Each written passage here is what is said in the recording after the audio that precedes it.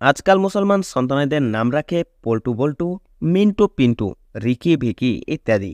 যে নামগুলো তেমন কোনো অর্থ নেই, ইসলামের সঙ্গে এই নামের কোনো সম্পর্ক নেই। বর্তমানে একটি নাম খুব রাখা হচ্ছে, যেটি হলো রব্বি, যার অর্থ হলো হে আমার প্রভু। এই নাম রাখা ইসলামের সম্পূর্ণরূপে অবৈধ বা হারাম। শিশুর নাম রাখার সময় অর্থপূর্ণ নাম রাখুন, বা কোনো নবী বা সাহাবী বা ওলির নামে নাম রাখুন।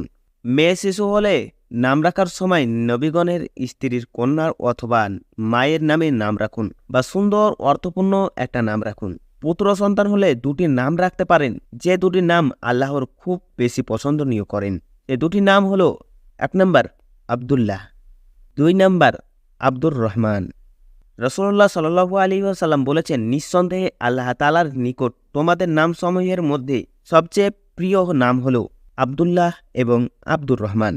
এবং আপনারা যারা আপনাদের সন্তানদের জন্য নাম রাখবেন, অবশ্যই নামের অর্থটা একটু যাচাই বাছাই করে রাখবেন, কেননা পরে সমস্যা হতে পারে।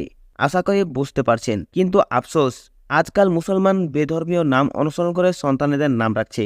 একবার ভেবে দেখুন তো, আপনি এটা ঠিক করছেন কি? নিজের বিবেককে জিজ্ঞাসা করুন, উত্তর পেয়ে যাবেন। এবং ভিডিওটি যদি ভালো লেগে থাকে তো একটি লাইক করবেন এবং বন্ধুদের সঙ্গে বেশি বেশি শেয়ার করবেন। আল্লাহ তাআলা যেন আমাদেরকে বেশি বেশি বোঝার তৌফিক দান করেন। আমিন সুম্মা আমিন।